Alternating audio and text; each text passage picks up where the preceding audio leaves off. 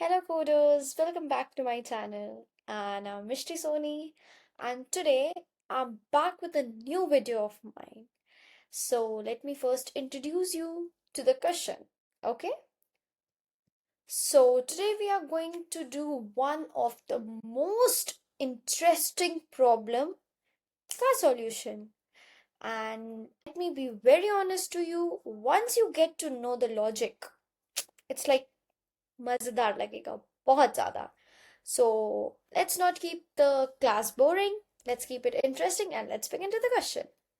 Okay, so we are today with question 3304. Find the kid character in the string game. Okay, so it comes from an easy topic, but no, it isn't. You just have to know the concept. That's all I have to say. Okay, so let's begin. Elise and Bob are playing a game. Okay, so they're playing a game. Initially, Elise has a string word A. So he has been given a word A. You are given a positive integer K. You are also provided with a positive integer K. Now, Bob will ask Elise to perform the following operations forever. Generate a new string by changing each character in word to its next character in the English alphabet and append it to the original word. Did you get the question? Let me explain. So we have been given with the word or character and we just have to change the character every time. What we have to do?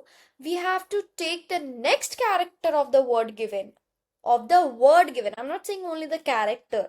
I'm telling a word. It could be A, it could be ABC, it could be anything. Okay. So you just have to do one thing that every word. So it should contain the next character of every English alphabet and we have to append it to the original word. For example, performing the operation on C generates CD. So when we perform operation on C, it basically generates the next character that is D and performing the operations on ZB generates ZBAC. What does that mean?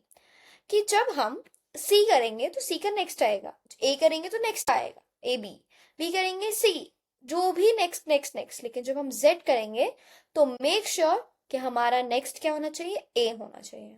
Return the value of the kth character in a word after enough operations have been done for a word to have at least k characters. तो हमें एक character जो कि word हमारे पास ए है, a character, ठीक है, उससे हमें उतने वर्ड्स बनाने हैं जितना हमें के दिया हुआ है, वो वर्ड्स या उससे थोड़ा बहुत ज्यादा. Any time the word crosses it's limit, it limit is what is it limit, limit is k. Anytime it crosses its limit, we'll just have to break the loop. We have to find the kth index character and we have to return the character. That's it. So I hope it's clear. So let's begin it right now. Okay. So I hope कि मैं आप सबको clear हूँ question के साथ. मैं आपको फिर भी एग्जाम्पल के थ्रू एक बार बता दूँ. Okay, so let me go back to Miro, I guess. Okay, just a minute. Okay, so here I'm back with my Miro board. Okay, so मैं आपको क्वेश्चन समझाती हूँ. अगर हमें दिया हुआ है A, ठीक है, तो इसका नेक्स्ट कैरेक्टर क्या होता है? इसका नेक्स्ट कैरेक्टर होता है B. तो हमारा जो नेक्स्ट वर्ड होगा वो होगा A के साथ B. ठीक है. अब ए बी का नेक्स्ट कैरेक्टर क्या होगा? ए का नेक्स्ट कैरेक्टर क्या होगा? पहले ए बी का ए बी लिखा जाएगा. उसके बाद जो हमारा नेक्स्ट कैरेक्टर होगा ए का नेक्स्ट कैरेक्टर क्या होता है? बी. ठीक है, तो यहां आ जाएगा बी और बी का नेक्स्ट कैरेक्टर क्या होता है? सी. क्या हमें समझ में आया? अगर मैं आपको ऐसे दिखाऊं, ए का नेक्स्ट कैरेक्टर होता है बी और बी का नेक्स्ट कैरेक्टर होता है सी. तो जब हम दोनों को ऐड करेंगे तो हमारा वर्ड क्या आना चाहिए? A B B C. अब इसको फर्दर हम बढ़ाएंगे आगे. अगर हम इसको फर्दर आगे बढ़ाए तो सबसे पहले हम क्या करेंगे? सबसे पहले हम जो भी वर्ड आता है उसे लिख लेते हैं ए बी बी सी. अब उसका आगे का, ठीक है, ए का क्या होता है? बी, बी का क्या होता है? सी, बी का क्या होता है? सी और सी का क्या होता है? डी.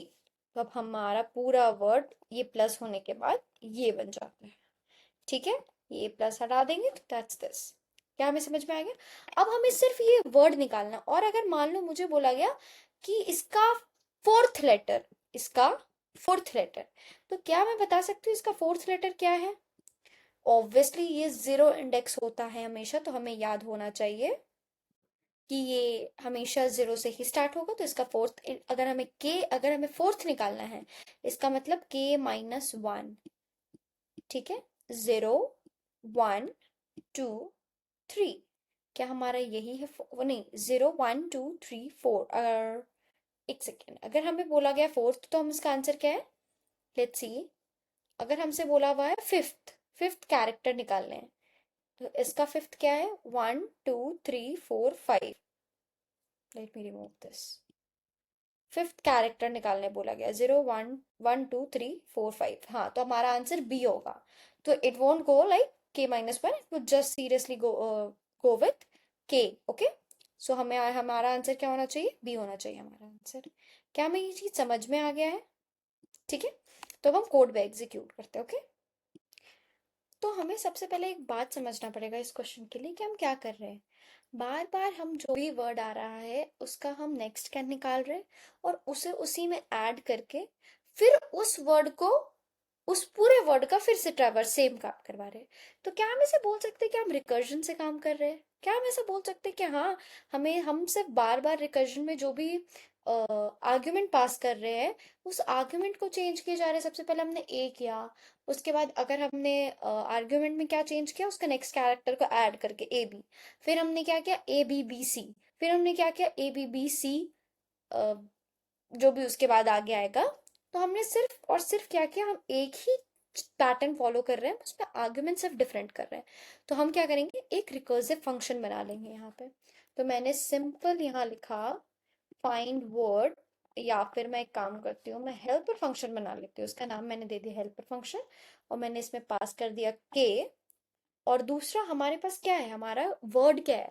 हमारा वर्ड है कैरेक्टर ए। ये मैंने यहाँ पास कर दिया। और हम एक काम करेंगे, हम इसी को डायरेक्ट रिटर्न कर देंगे, किससे? जो भी आंसर आएगा वो डायरेक्टली हमारा मेन फंक्शन में रिटर्न करना चला जाएगा। अब हम करेंगे पब्लिक स्टैटिक, तो नहीं होगा void, sorry. Helper function is a character function, character helper int k and then character s। Okay, या फिर string s। हम यहाँ string s लिख लेते हैं, क्योंकि वो कैरेक्टर चेंज होकर के बाद में एक स्ट्रिंग बन जाएगा। ठीक है, इतना दूर तक हमें सब समझ में आ गया। तो हमें ये चीज तो पता ही होगा कि अगर हम एक रिकर्सिव फंक्शन बना रहे हैं, तो हमारा सबसे पहला कॉल क्या होता है? हमारा सबसे पहला कॉल होता है कि हम एक बेस कंडीशन लिखे उसके लिए। तो मैंने एक बेस कंडीशन लिखना चालू किया कि if s dot length s dot length is greater than equal to k, return s dot char at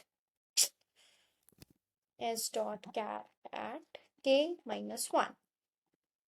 अब आप पूछोगे कि मैंने ये क्या लिख दिया? मैंने लिखा है कि एस डॉट लेंथ, हमें क्या करना है कि हमें पता है कि वो स्ट्रिंग बढ़ता जाएगा बढ़ता जाएगा बढ़ता जाएगा। लेकिन अगर हमें काम सिर्फ 5 इंडेक्स का है, तो अगर हमारा वर्ड चलो ठीक है 6 जाए या 7 जाए या 8 जाए तो भी ठीक है। लेकिन हम उससे ज्यादा आगे का क्या करेंगे वर्ड्स का, अगर हमें 5 तक ही जाना है? अगर हमारा लेंथ 5 है तो भी वहां से काम हो जाएगा, अगर हमारा लेंथ 6 है तो भी हो जाएगा।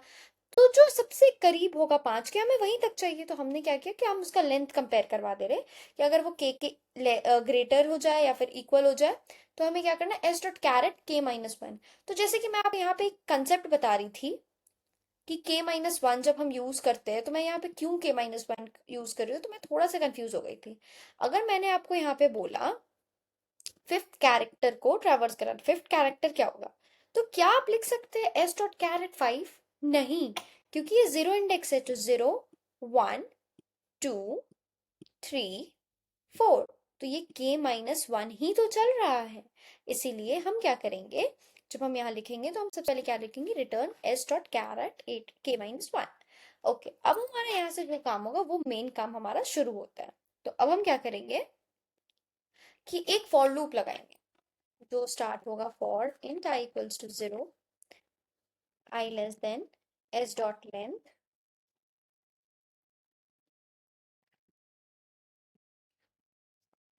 आई प्लस प्लस, यहाँ पे ऐसा होगा। ठीक है, अब हम क्या करेंगे कि अब हम इसका कंडीशंस देखेंगे कि इसके अंदर जो भी कैरेक्टर आ रहा है उसे हमें कैसे लेना है। तो सबसे पहला बात हमें क्या ध्यान रखना होगा कि हमारा अगर कैरेक्टर z हो गया तो क्या करना है। तो हम क्या करेंगे, if s dot char at i equals to z, तो हमें क्या करना है, एस, ओके सॉरी, मैंने यहाँ पे एक स्ट्रिंग बिल्डर बनाना था। हमें यहाँ एक स्ट्रिंग बिल्डर बनाना है सो दैट अभी हम जो नया वाला कैरेक्टर ऐड ऑन करेंगे वो किस में अपेंड करेंगे, वो हम हमेशा एक स्ट्रिंग बिल्डर में अपेंड करेंगे। String builder S P equals to new,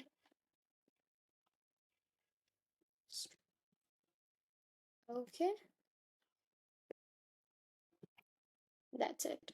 तो हम करेंगे S P dot append, S P dot append A, जब भी z आएगा तो हम a करेंगे, लेकिन अगर z नहीं आया तब हम क्या करेंगे, हम हमेशा क्या करेंगे, हम कैरेक्टर को एक आगे बढ़ाएंगे। अब हम कैरेक्टर को एक आगे कैसे बढ़ाते हैं मैं आपको ये समझाती हूँ। तो हम बना लेंगे एक कैरेक्टर, हम बना लेंगे एक कैरेक्टर सी एच, उसमें हम सिंपली क्या करेंगे, हम जो भी कैरेक्टर होगा हम यहाँ क्या करेंगे, एस डॉट कैर एट आई, जो भी होगा उसे सिंपली +1 कर देंगे। इसमें क्या होता है कि जब भी हम एस डॉट कैरेट आई लेते हैं तो हमें वो एक कैरेक्टर रिटर्न करता है, और उस कैरेक्टर में अगर हम कभी भी 1 ऐड करते हैं तो वो डायरेक्टली उसकी स्काई वैल्यू पे ऐड होने जाता है। तो अगर ए है तो उसका स्काई वैल्यू अगर 97 है स्मॉल ए का, तो उसमें +1 करेंगे तो वो 98 हो जाएगा जो कि बी हो जाएगा, लेकिन वो 98 ही रहेगा। तो हमें इसे कैरेक्टर में बी लिखने के लिए हमें इसे टाइप कास्ट करना होगा कैर में। इतना दूर समझ में आया। हमने यहाँ पे ये कैर क्यों लिया और हमने इसमें टाइप कास्ट क्या किया, मैं आपको ये दोबारा समझाती हूँ। हमें यहाँ पे एस डॉट कैर एट में ए कैरेक्टर मिलेगा, जब हम उसमें +1 करेंगे तो 97 उसका स्काई वैल्यू में एड ऑन होता है, तो वो हो जाएगा 98। तो यहाँ हमें एक 98 इंटीजर वैल्यू रिटर्न होगा, लेकिन हमें इसका कैरेक्टर चाहिए तो हम इसको टाइप कास्ट कर देंगे कैरेक्टर में, तो हमें बी कैरेक्टर मिल जाएगा। ठीक है, और अब ये भी जो भी कैरेक्टर होगा उसको एस बी में अपेंड कर दो, S B dot append C H. ठीक है, एट लास्ट क्या करना है, हमें एस को इक्वल करना है एस प्लस एस बी में। मतलब समझ में आ रहा है, जो हमारा स्ट्रिंग था ऑलरेडी ए था उसमें हमें बी ऐड कर देना है, तो एस जो ऑलरेडी है उसमें बी ऐड कर देना है, एस बी में जो भी अपेंड हो रहा है बी, तो ए बी। अब नेक्स्ट टाइम क्या होगा, ए बी में अपेंड होगा बी सी। तो सिमिलरली अब हम इसमें क्या करेंगे, रिटर्न हेल्प फंक्शन में ये वाला के और एस पास करते हैं। क्या आपको ये समझ में आया। अब यहाँ पे बार बार रिकर्जन कॉल होगा और ये हो जाएगा। मैं आपको ये कोड थोड़ा सा ड्राई रन करके दिखाना चाहूंगी। ठीक है, हमारे पास दिया हुआ है, हमारे पास दिया हुआ है कि हमारे पास ऑलरेडी एक कैरेक्टर है ए। ठीक है, तो हमें इस और के का वैल्यू दिया हुआ है, और के का वैल्यू दिया हुआ है 5। ठीक है, तो जब पहली बार लूप चलेगा, अगर मैं आपको ये कोड यहाँ पे ही लिख कर दिखाऊं, ओके, ये जो हमारा कोड है मैंने इसे कॉपी किया and then I am like pasting it here आप, so that we can clearly understand what's the logic is. ठीक है, अगर ये तो सबसे पहले जब हमारा पास, सबसे पहले इफ कंडीशन चेक होगा तो उसका लेंथ जो है, नहीं अभी लेंथ उसका 1 ही है, तो हम क्या करेंगे, सब आगे लूप चलाएंगे ना, फॉर लूप चला, क्या वो z है, नहीं, तो सिंपली क्या करना है, a जो होगा यहाँ पे s डॉट कैरेट में क्या होगा, a +1 करेंगे b कैरेक्टर में, उसको टाइप कास्ट करवाया हमने कैरेक्टर में तो वो क्या हो गया b। तो अभी एस बी में क्या है, S B equals to B. ठीक है, उसके बाद हमने नीचे क्या करा है, फिर हमारा पूरा वहां पे ही लूप खत्म हो गया। उसके बाद जब हम नीचे आएंगे वापस से, तो हमारा s क्या हो चुका है, अब हमारा s equals to s plus S B है, यानी कि हमारा s ऑलरेडी क्या था a, अब उसमें b ऐड हो जाएगा, तो a plus B equals to A B. Okay, अब हमारा हेल्पर फंक्शन में क्या पास हुआ है, हमारा हेल्पर फंक्शन में ये जो एस पास हुआ है, ये जो आप एस देख रहे हैं वो अब ए बी है। तो नेक्स्ट टाइम जब पास, तो हमें ए बी मिला, ठीक है। तो जब ये ए बी मिला, ए बी पास हुआ, तो सबसे पहले ए और बी अलग अलग ट्रैवर्स करेगा। जब आई इक्वल्स टू जीरो है तो ए पे ट्रैवर्स कराएगा। यहाँ पे I S P dot append में क्या होगा, अभी एस बी क्या हो गया, अपेंड जब हुआ सी एच इसमें, तो अभी S B equals to B हो गया। अभी क्या हुआ, S B equals to B हो गया। वापस से फॉर लूप चलेगा, जब आई इक्वल्स टू वन होगा तो बी पे ट्रैवर्स होगा। कौन सा वाला बी, ये वाला बी, ठीक है। जब हुआ, वापस से आया B plus one, 98 plus one 99, that is C. तो अब एस बी में क्या अपेंड हो गया, एस बी में अब अपेंड हो गया सी। तो अब हमें, अब हमारा पूरा फॉर लूप खत्म हो गया। जब हम नीचे आए तो हमारा एस ऑलरेडी क्या था, हमारा एस ए बी था, ठीक है। उसमें हमने ऐड किया बी सी को, तो अब हमारा पूरा लूप क्या बन गया, ए बी बी सी, ठीक है। अब जब वापस से अभी हमने देखा कि क्या लेंथ उसकी इक्वल या बड़ा हो गया, नहीं नहीं है। तो जब दोबारा ए बी बी सी जाएगा, तो अब हम कैसे देखेंगे कि ए बी का वापस से, अब ये जो आई का वैल्यू है वो तीन पे ट्रेवर्स होगा, 0 1 2 3, ठीक है। 0 1 2 3 चलेगा, वापस से ये सारा काम होगा। तो हम, मैं आपको बताती जाती हूँ सिंपली एस बी में क्या क्या अपेंड होगा। एस बी में ए के बदले होगा बी, बी के बदले होगा सी, सी के बदले, ओके वेट, इसको मैं थोड़ा सा ऐसे कर दूँ, हाँ। सी के, बी के बदले होगा फिर से सी, और सी के बदले होगा डी। अब हमारा एस क्या था already, A B B C, S B क्या हो गया, बी सी सी डी। तो हमारा टोटल स्ट्रिंग अब क्या बन के आ गया होगा, जो हमारा स्ट्रिंग बन के आया होगा, A B B C B C C D, ठीक है। अब इसका लेंथ क्या है, 3 4 5 6 7 8। अब हमारे पास इसका लेंथ क्या हो गया, 8 हो गया। तो जब ये हो गया तो हमारे को पता चला हमारा के क्या था, हमारा के 5 था। अगर ये बड़ा या इक्वल हो गया, हाँ ये बड़ा हो गया, तो हमें सिंपली क्या करना है, के यानी कि फिफ्थ इंडेक्स मांगा, फिफ्थ कैरेक्टर मांगा हुआ था। तो फिफ्थ कैरेक्टर अगर जीरो इंडेक्स से देखे तो वो फोर्थ वैल्यू, फोर्थ कैरेक्टर होता है। तो 0 1 2 3 4, यानी कि हमारा जो आंसर होगा वो हमें क्या रिटर्न कर देगा, वो हमें क्लियरली बी रिटर्न कर देगा यहाँ से।